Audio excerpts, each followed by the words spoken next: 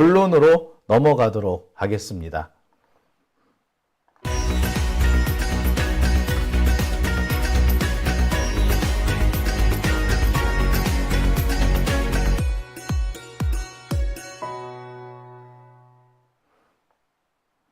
네, 오밤중에 뉴스 함께 하고 계십니다. 제가 재밌는 얘기 하나만 더 할게요. 대구 얘기가 나와서 말인데, 대구 안동, 제가 얼마 전에 안동을 한번 다녀왔거든요.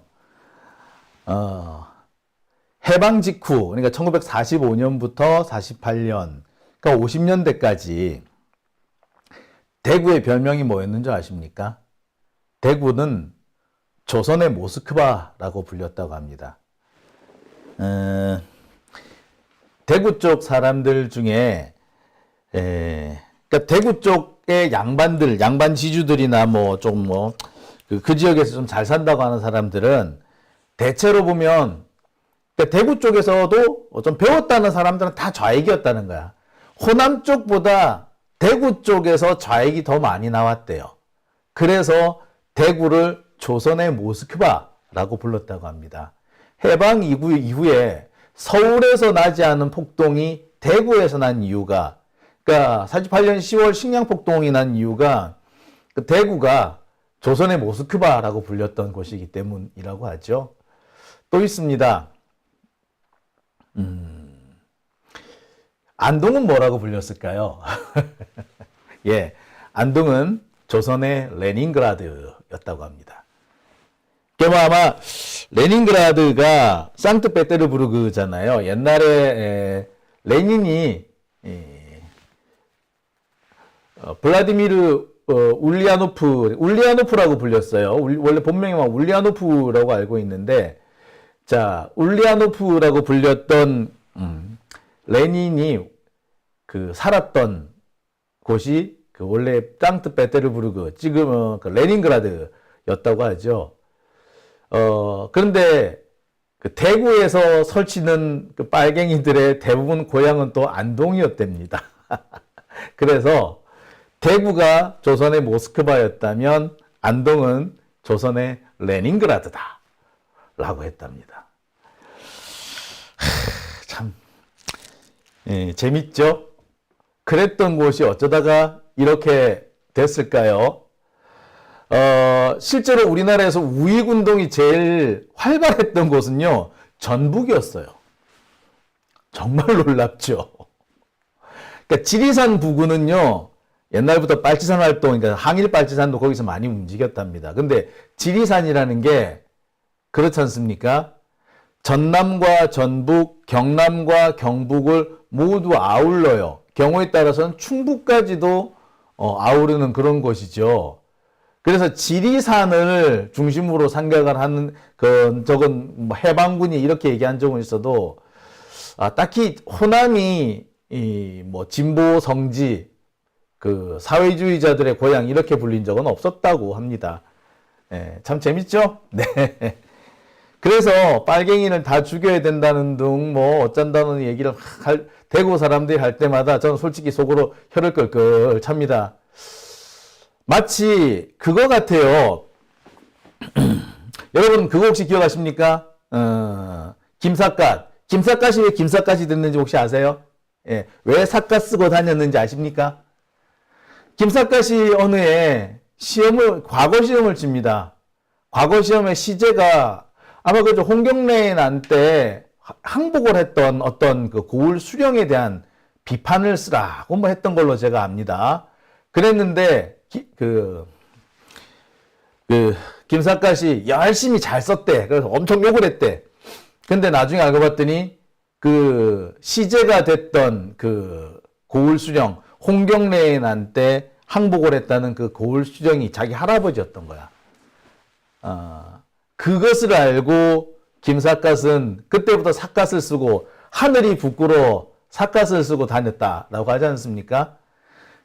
지금 툭하면 빨갱이 운운하고 있는 대구분들, 저는 과거에 그분 조상들이 좀 다르게 살았을 수도 있다는 생각이 들거든요.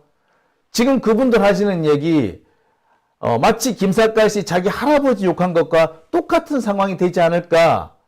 나중에 돌아가셔서 저승 가셔서 조상님 만나면은 그런 얘기 듣지 않을까라는 생각도 사실 해봅니다. 그쵸? 자, 오밤중의 뉴스 옛날 얘기는 여기까지 하고요. 오늘 제가 준비한 주제부터 일단 하겠습니다. 자꾸 서두가 자꾸 길어지네. 그죠? 예, 근데 뭐 재밌으라고 하는 얘기입니다. 자, 제가 준비한 첫 번째 주제는요. 선빵 날린 이재명, 모 씹은 표정을 한 윤석열입니다. 자, 오늘 보신 분들은 다 아실 거예요. 이 영수회담 진행되고 있는 와중에 윤석열이 어떤 표정을 지었는지, 이재명 대표가 모두 발언을 하겠다고 이렇게 준비해온 A4 용지 10장 분량의 이 얘기를 쫙 읽어 나가니까 윤석열 얼굴이 점점 굳어지는 걸 느꼈을 겁니다. 처음에는 입도 그냥 평소 같은 입이었는데 점점 입이 이렇게 되잖아. 그러면서 눈을 잡고 깜빡깜빡하죠. 네. 그러니까 본인이 집중하고 있다. 본인이 네 말을 경청하고 있다. 라는 식의 얼굴을 보여야 되는데 카메라가 찍고 있잖아. 그러니까 기분 나쁜 표정을 못 찍는 거야. 그런데 기분 나쁜 표정, 그렇지만 기분은 나빠. 그러니까 그 속마음을 어떻게든 숨겨야 되겠지. 그게 어떻게 드러납니까? 이렇게 입으로 드러나고 또는 눈 깜빡이는 눈으로 드러난 거예요. 그럼에도 불구하고 순간순간 똥 씹은 표정을 숨기지 못합니다. 특히 특검 얘기를 할 때는 보시다시피 얼굴에 녹이, 분노를 참지 못하는 게 확 드러났죠. 이재명 대표는 사실 이걸로 오늘 영수회담을 다 했다고 해도 과언 아닙니다. 카메라가 나가고 난 다음에는 사실 윤석열의 세상이에요. 거기서 무슨 얘기가 오간다 한들, 뭐 딱히, 뭐 영양가 있는 얘기가 나올 리도 없습니다. 그리고 합의가 실제로 진행되지도 않았어요. 영수회담에서 그런 것들을 기대하기도 어려웠죠. 그렇기 때문에 시작할 때, 카메라가 있을 때, 윤석열을 딱 앉혀놓고 쫙 몰아주는 게 가장 좋았던 거죠. 말 그대로 선빵이었습니다. 선빵 제대로 날린 거죠. 그러니 오늘 사진 잘 찍고 자기 하고 싶은 말만 실컷 하고 그러고 보내려고 그랬는데 예기상치 않은 곳에서 선빵을 맞았으니까 윤석열 표정이 가관이었던 겁니다. 윤석열 그렇게 얘기를 해요. 예상했습니다 라고 하지만 예상은 개뿔. 그런 말을 할 거라고는 예상했겠지만 그렇게 선빵을 기자들 다 보는 앞에서 날릴 거라고는 생각 못했던 거지. 그러니까 표정이 그렇게 썩어 들어갔던 겁니다. 자, 아마 이재명 대표는 오늘만 기다렸던 것 같아요. 윤석열로서는 얼굴빛을 숨겨야 했기 때문에 그 표정이 더욱더 가관이었던 것 같습니다. 아시다시피 오늘 영수회담이 열렸습니다. 윤석열은 애시당초에 이 영수회담에 큰 의미를 두지 않은 것 같아요. 보신 분들은 아시겠습니다만 영수회담을 하기 위한 준비 그닥 한 게 없습니다. 역대 영수회담은요 항상 점심 식사와 같이 열렸습니다. 점심을 같이 먹으면서 점심 먹고 차 한잔 마시면서 영수회담을 하고 영수회담 하고 난 다음에 주변에 산책을 하면서 짧게 관저도 한번 보여주고 사무실도 쫙 보여주고 그 당시에 그 청와대에 있을 때는 상춘제에 갔죠. 그래서 거기에 이제 기자들 몇 사람 와가지고 기자들하고 약간 또 대화도 하고 그렇게 해서 진행을 합니다. 보통 그래서 서너 시간 정도 끌어요. 근데 그걸 하기 위해서는 식사 준비도 해야 되고 차 준비도 해야 되고 이동 동선도 짜야 되고 그리고 의제 그리고 오늘 이것까지 얘기합시다 라고까지 다 얘기를 해야 돼. 얼마나 준비가 많이 필요하겠어요. 영수회담은 원래 그런 겁니다. 근데 이번에 윤석열은 그런 준비를 전혀 안 했습니다. 실무회담 2차례 했지만 실무회담 한 차례는 그냥 나가리가 됐고 두 번째 실무회담에서는 의제를 정하지 못했습니다. 그리고 세 번째 실무회담에서는 야 그냥 의제 없이 차담을 합시다. 아무 준비도 안 하겠다는 거였어요. 실제로는 아무것도 준비가 안 돼 있죠. 기껏 해가지고 뭐만 있다? 예, 물컵밖에 없어. 물컵 하나로 끝이었어요. 그러니까 아무 준비를 안 했던 거죠. 할 필요도 없던 거고 대화, 의제 필요가 없었던 거야. 그러니 당연히 성과도 없었습니다. 윤석열은 애시당초 성과 낼 생각도 없었어. 그냥 얘는 사진을 찍기 위해서 한 겁니다. 영수회담의 가장 큰 의미는 사진 찍기였던 거지. 사진만 찍으면 되는 거야. 그런데 그 사진을 찍는 자리에서 이재명 대표가 한 방 세게 날린 거야. 떨떠름 할 수밖에 없죠. 사진을 찍기 위해서 온갖 웃음과 야비한 표정을 다 지었는데 한마디 들었다고 버럭할 수는 없는 거 아니야. 그러니까 그때 윤석열은 본인이 만들어 놓은 그 판때기에서 본인이 만들어 놓은 판에서 이재명이 공연을 하는 것을 씁쓸히 바라봐야 했던 겁니다. 그러니 표정이 썩을 수밖에. 자, 여하튼 윤석열은 그 영수회담 준비를 안 했어. 할 필요도 없었다고 생각했던 것 같아. 이렇게 무성의하게 영수회담 준비한 사례는요, 역대 처음입니다. 역대 이렇게 찻잔 하나만 달랑 갖다 놓고 이런 진짜 이것도 영수회담이라고 진짜 아우. 자, 오늘 영수회담의 하이라이트는 뭐니 해도 이재명 대표의 모두 발언입니다. 대통령실에서 영수회담 130분간 진행했다 그러고 이게 윤석열 집무실이었다 그러죠. 그러니까 장소 마련도 할 필요가 없었고 음식 마련할 필요도 없었고 의제 준비할 필요도 없었고 정책 미리 조율할 필요도 없고 아무것도 없었던 거야. 그냥 립 서비스하고 시간 때우고 사진 찍으면 끝이었던 거예요. 그래서 이재명 대표가 그냥 와서 사진만 찍히고 가기를 그걸 윤석열은 바랬는데 그렇죠. 근데 그걸 바보처럼 당할 사람은 아니죠. 예. 자, 이재명 대표는 오늘 모두 발언을 통해서 최상병 특검, 이태원 특별법 수용을 요구를 했습니다. 그러면서 가족 주변 의혹도 정리를 하라고 얘기를 했습니다. 가족과 주변과 관련된 의혹도 이번에 정리를 하고 넘어가라라고 얘기를 해요. 말은 안 했지만 김건희 특검 받아들이라는 얘기죠. 할 말 다 한 겁니다. 여기서 다 들어갔어요. 최수근 상병 특검, 김건희 특검, 이태원 특별법 다 받아들이라고 요구를 했습니다. 자, 근데 이 얘기를 할 때 윤석열 표정 어땠는지 혹시 기억하십니까? 예, 점점 썩어 들어갔습니다. 하지만 이렇게 열심히 얘기했지만 우리 예상했듯이 소기의 경일기였죠. 윤석열은 아무 반응이 없었습니다. 지금 전해지는 얘기에 따르면 카메라가 나가고 난 다음에 약 100분 동안 윤석열이 떠들었는데 그중에 카메라가 나가고 난 다음에 총 130분 정도 대화가 진행이 됐는데 이 중에 85%를 윤석열이 떠들었대요. 지 혼자 다 얘기를 한 거야. 시작을 할 때는 오늘 말씀을 많이 내가 들으려고 모셨습니다 라고 해놓고서는 실제로 지 말만 떠버리고 다닌 겁니다.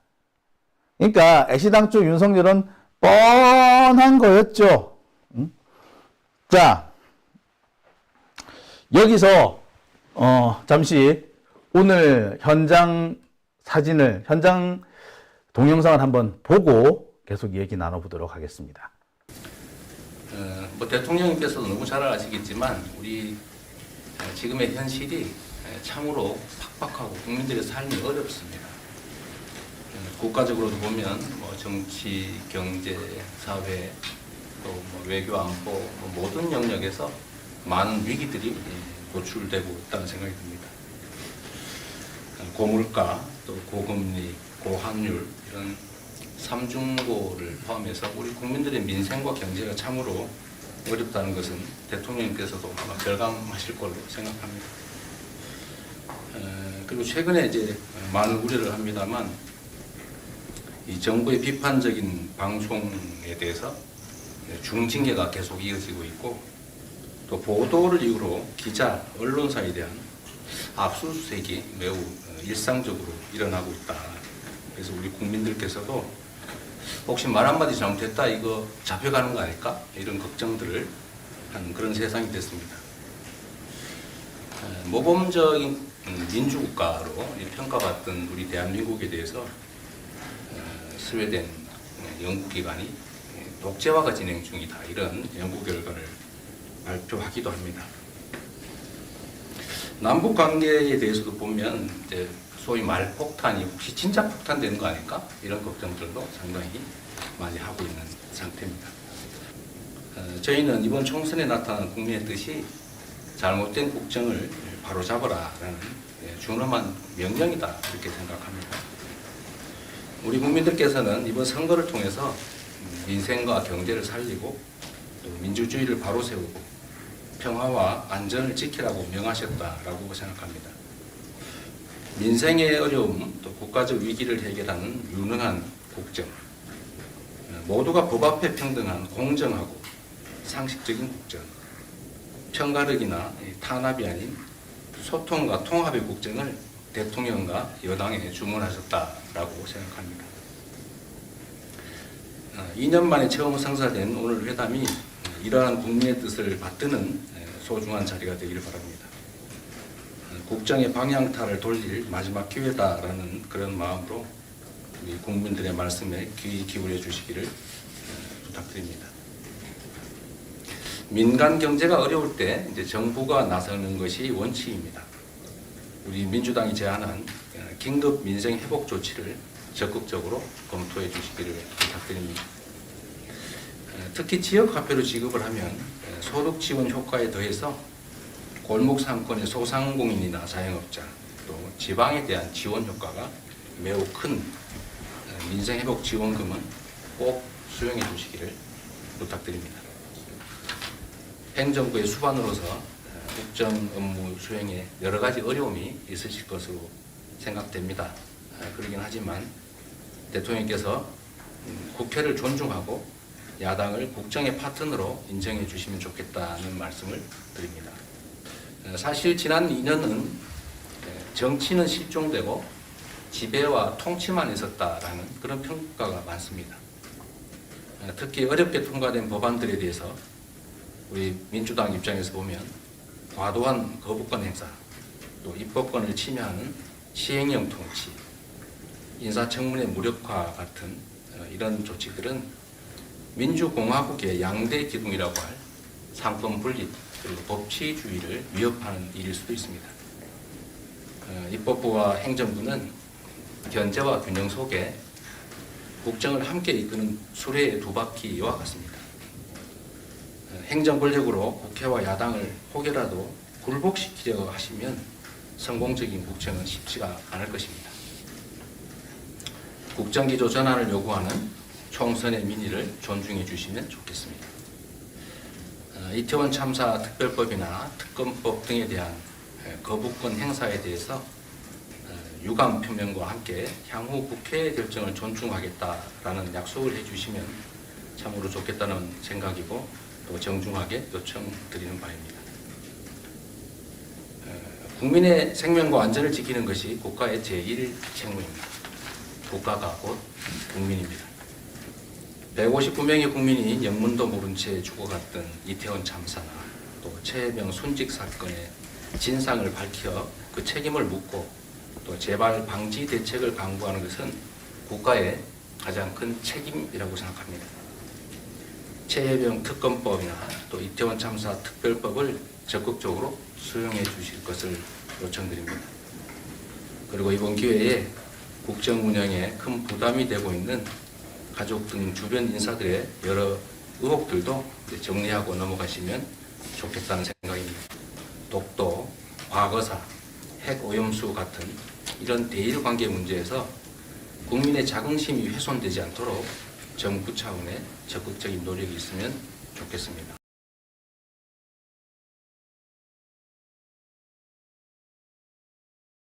네. 잘 보셨습니까? 오늘 이재명 대표가 모두 발언으로 쓴 시간은 총 16분 정도였습니다. 근데 조금 전에 보신 내용은 모두 합쳐서 5분 30초 정도였습니다. 그러니까 전체 이재명 대표가 한 발언을 3분의 1 정도 축약을 해서 전해드린 겁니다.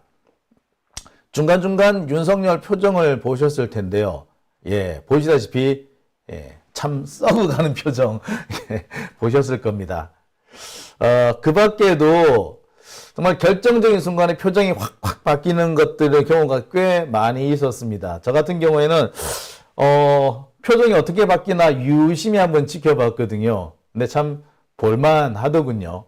여하튼, 아마 윤석열은 이재명 대표가 이렇게 15분 동안이나 많은 얘기를 쏟아낼 거라고 그렇게까지는 생각 못했을 거예요. 한 5분 정도 하지 않을까. 근데 시간이 5분을 넘어가고 10분을 넘어가고 15분을 넘어가니까 표정이 계속 일그러지기 시작을 합니다. 처음에는 자꾸 나름대로 표정 관리를 하려고 하고 있는 것 같았는데 시간이 지나면 지날수록 표정이 일그러지는 거 역력하게 보였습니다. 아마 보신 분들은 아시겠습니다만 나중에는 눈을 깜빡깜빡 하면서 보시다시피 입술이 옆으로 쫙 벌어지죠. 입꼬리가 뒤로 쏙 뭐라고 그러죠? 입꼬리가 옆으로 벌어진다고 해야 되나요? 불쾌한 표정이 얼굴에 드러나는 거죠. 이렇게. 지금 윤석열 표정이 이거잖아요. 그러면서 눈 이래요, 계속.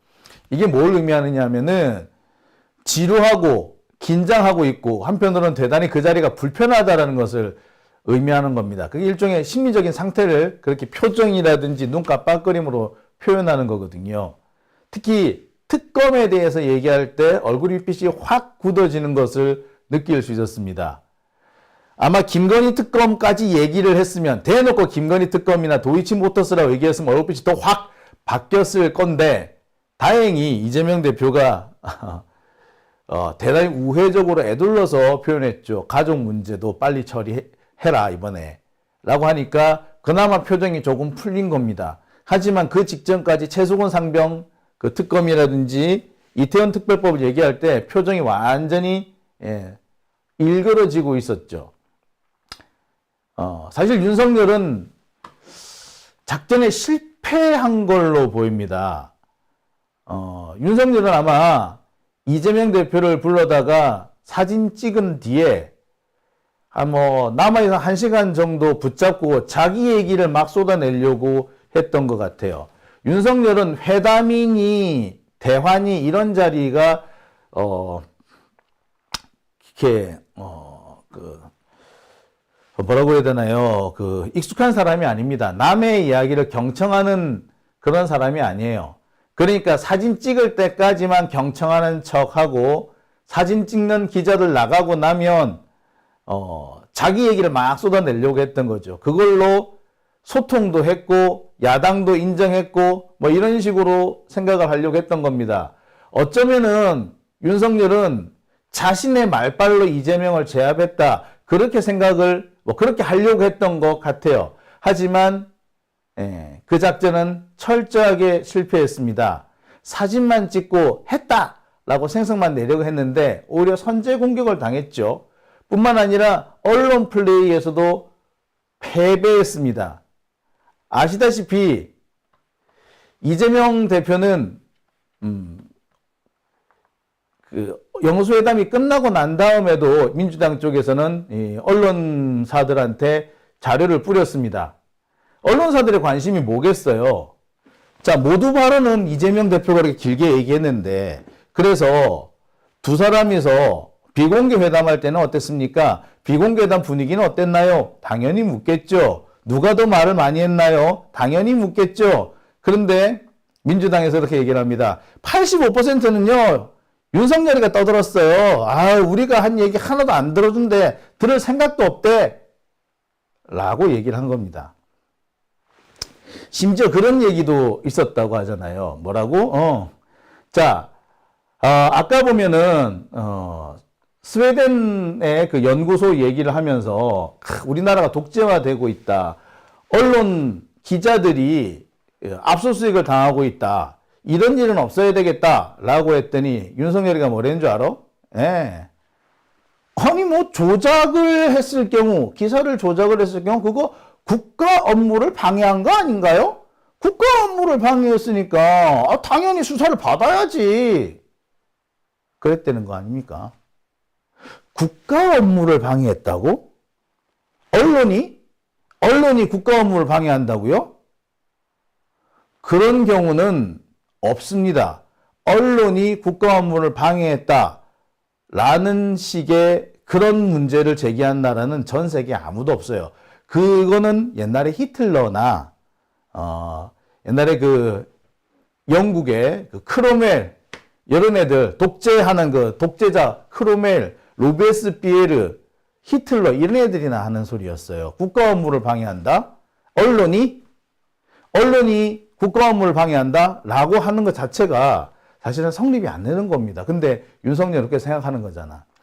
언론이 국가 업무를 방해한다라고 시민들이 야단을 칠 수는 있고 비판을 할 수는 있어요. 하지만 그걸 대통령 입에서 나오는 순간 그건 심각한 얘기가 되어버리거든요. 언론 탄압이 돼요.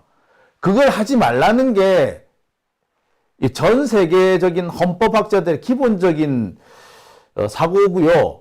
법률가들은 당연히 그걸 알고 있습니다. 윤석열 지도 법률가 아니야? 검사 아니야? 근데 검사 주ting아리에서 언론이 국가 업무를 방해했다 이런 말을 한다고? 얘는 머리에 들어있는 사고 자체가 누구 말 맞다나 자유민주주의의 검사가 아닌 거예요. 이거는 제가 볼 때는 중국식 사고방식이야. 딱 중국 그 시진핑식 생각이에요. 저는 윤석열하고 시진핑하고 참 많이 닮았다라는 생각을 하는데 윤석열의 이 표현, 언론이 오보를 내가지고 국가 업무를 방해했다라고 하는 이 발상은 시진핑식 사고방식입니다. 시진핑. 네, 시진핑이에요. 이거 딱 시진핑이에요. 이거. 자, 결국 오늘 영수회담을 통해서 윤석열이 보여준 거는 딱 하나입니다. 뭐? 윤석열은 안 바뀐다는 거예요. 윤석열은 구제불능이라는 이미지가 콕 박혔습니다. 영수회담이 사실상 결렬이 됐다라는 그런 보도까지도 나오는 상황이에요. 사실 결렬됐다라고 보도하는 게 맞겠죠. 윤석열은 이 영수회담을 통해서 자신이 소통하는 이미지, 야당과 대화하는 이미지, 이런 것들을 얻어내려고 했습니다만 오히려 마이너스가 된 걸 겁니다. 윤석열은 지금 자기가 엄청 잘했다라고 자뻑에 빠져 있는지는 모르겠으나 문제는 아마 윤석열 주변에서부터는 야, 더 이상 윤석열 안 되겠다라는 그런 사고가 번지기 시작할 걸로 보여요. 윤석열 스스로 자기 무덤을 파고 있는 상황이 아니겠나라는 생각입니다. 윤석열 자기 딴에는 뭔가 한 건 하려고 자기 딴에 아주 기발한 무슨 아이디어랍시고 영수회담을 받아들인 것 같은데 결과적으로 손해를 보지 않았나라는 생각을 하게 되네요. 오밤중의 뉴스 함께하고 계십니다.